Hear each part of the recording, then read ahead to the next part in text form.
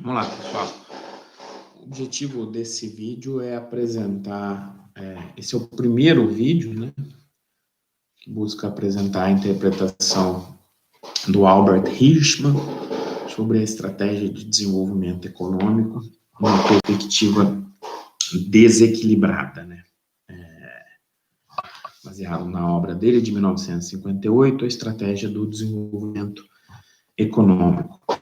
Primeiro ponto, né, o Hirschman foi um economista com atuação de destaque nos organismos multilaterais, participação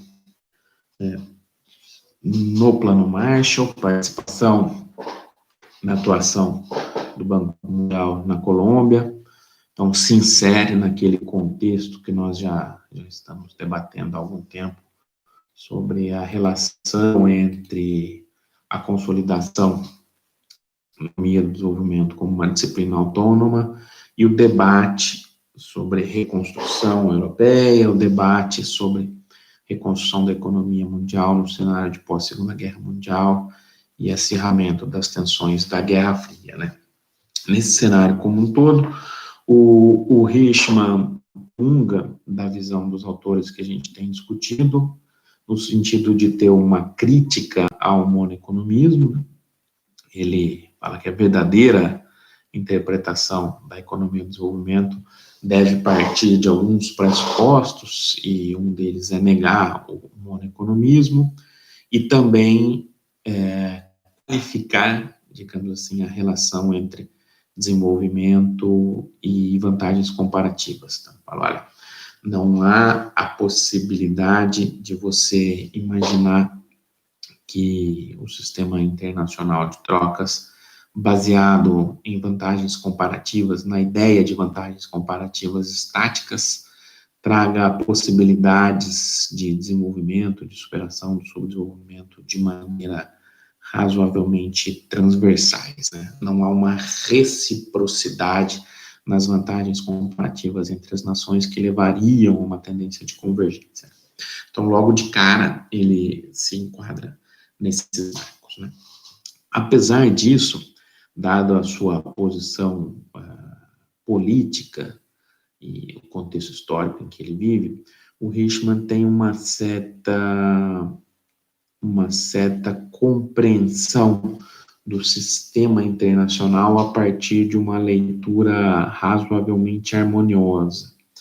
Então, algumas contradições aqui, né? Ele se aproxima, pelo fato de ele estar inserido na burocracia internacional, associadas a esses esforços de supostamente apoiar o desenvolvimento econômico em outras regiões que não os países centrais, por meio de estratégias de planejamento, de políticas públicas, ele atribui um caráter, ao contrário do List, por exemplo, na vigência de uma certa autonomia, harmonia nas relações internacionais.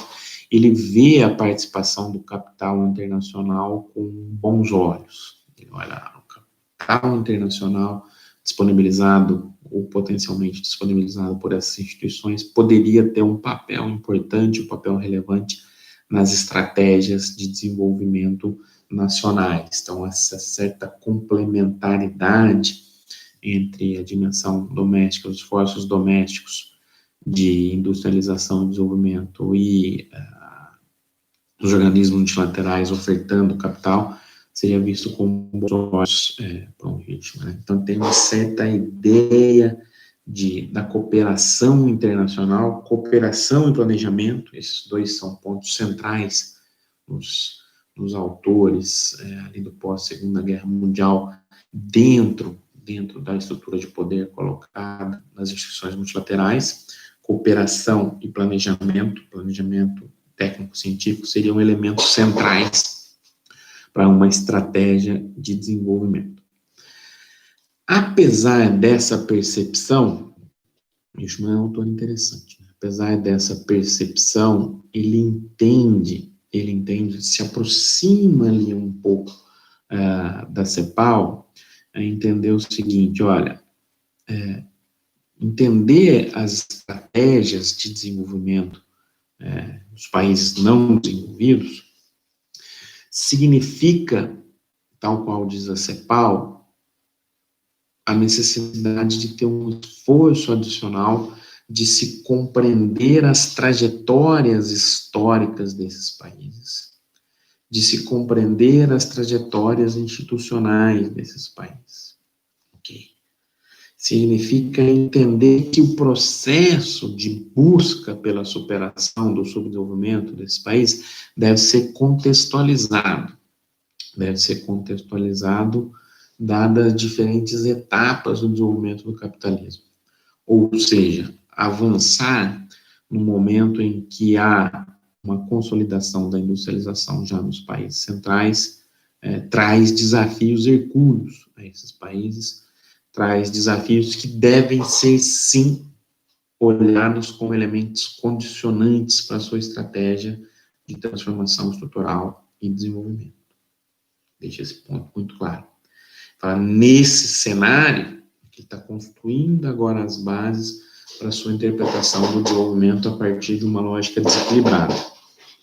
Nesse cenário, os países não desenvolvidos teriam que ter uma estratégia que, na verdade, se confrontasse com essa configuração das forças internacionais, no sentido de que, a partir da lógica da concorrência, as estruturas produtivas dos países não desenvolvidos enfrentariam estruturas consolidadas nos países centrais. Para dar esse salto necessário para avançar no processo de desenvolvimento, os países periféricos encontrariam permanentemente diversas descontinuidades. Elementos históricos, elementos institucionais, dada a configuração do capitalismo, a industrialização dos países periféricos seria confrontada de diversas formas com inúmeras descontinuidades. A partir dessa ideia de descontinuidades, ele vai construir a sua interpretação a partir sobre o desenvolvimento desequilibrado. Ou seja, não dá para se avançar através de passos infinitesimais. Você vai precisar dar saltos. A estrutura produtiva exige determinadas escalas mínimas de eficiência, que não são construídas gradativamente. Então, o processo de desenvolvimento desses países, mesmo quando virtuoso, mesmo quando avançando na direção que o Hirschman julga correta, seria marcado permanentemente por descontinuidades. Descontinuidades de natureza técnica, de natureza financeira. Eu vou aos trancos, enfrentando diversas barreiras e superando-as, quando uma estratégia exitosa, não de maneira contínua.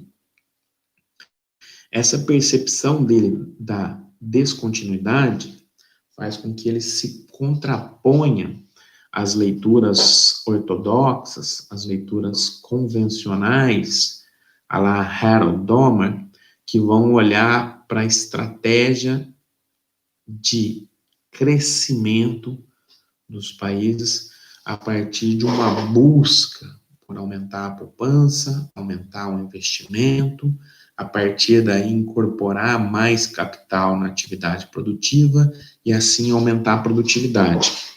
Hirschman, não é que o Hirschman não vai falar que esses elementos não são importantes, são. Só que ele vai deixar claro o seguinte, olha, essa lógica agora ortodoxa, lá do Harold Domer, do Harold e do Domer, vamos falar o seguinte, olha, que a incorporação, desculpa pessoal, pelo erro aqui na nomenclatura, a lógica de Harold Domer, a incorporação de capital, processo de acumulação associado à geração de poupança, investimento, acumulação de capital e incorporação nesse processo de transformação, não vão levar a um processo de transformação a partir de uma lógica linear, a partir de uma lógica aditiva, a partir de uma lógica que deve ser interpretada a partir de passos infinitesimais. Então, não devo olhar para a produtividade marginal do capital e a sua incorporação gradativa nessa transformação. Eu preciso entender a estratégia de desenvolvimento dos países não desenvolvidos a partir de uma lógica de descontinuidades. Então, tem determinadas barreiras até um certo ponto. Ó, isso aqui vai dar o gancho para a ideia de desequilíbrio. E vou tentar contorná-las, mas para contorná-las não dá para fazer aos poucos, tal qual uma perspectiva ortodoxa diria, sem entender as descontinuidades produtivas e tecnológicas. Para contornar essas barreiras, eu preciso de um bloco de investimentos em alguns momentos, de alguns saltos que contornem as escalas mínimas de eficiência e contornem as limitações, certo? Então, a descontinuidade seria um elemento característico desse processo de desenvolvimento. Para finalizar esse primeiro vídeo, está olhando aqui essa ideia da descontinuidade, levando em consideração que, tal qual a CEPAL diz, os processos de desenvolvimento vão ocorrer nesses países, ou vão buscar serem gestados, levando em consideração a necessidade de se interpretar os fenômenos históricos e institucionais de determinadas fases do desenvolvimento do capitalismo. Eles entendem que a lógica da concorrência impõe essas condicionantes aos países periféricos. Porém, ainda que de maneira um pouco ao contrário da CEPAL, a CEPAL está olhando para a ideia do centro-periferia, numa perspectiva mais ampla, como um objeto de análise para essas estratégias de desenvolvimento ou de reprodução do subdesenvolvimento. O Richman já olha mais para as estratégias de determinados países, sem estar preso a esse marco. E ele vai tentar entender as relações internacionais de uma maneira, entre aspas, mais harmoniosa, quando comparada com a interpretação da CEPAL. De maneira mais harmoniosa, quando comparada com a CEPAL. Ele entende que o capital internacional poderia desempenhar um papel também complementar uma estratégia de desenvolvimento, e não entende, ao contrário da CEPAL, de que essa inserção na divisão internacional do trabalho, na verdade, representaria um aprisionamento nos países a uma inserção hierarquicamente inferior. Ele vê essas relações internacionais com uma propensão a enxergar uma harmonia um pouco maior, apesar dele também negar o monoeconomismo e negar a ideia de que as vantagens comparativas trariam vantagens, uma reciprocidade nas suas vantagens. Esse panorama aqui da construção dos seus argumentos. Como essa ideia de descontinuidade vai bater na necessidade de você fomentar uma estratégia de desenvolvimento desequilibrada? Quais são as mediações para chegar nesse ponto e qual a estratégia proposta pelo Richman? A partir desse gancho, a gente avança na discussão no próximo vídeo.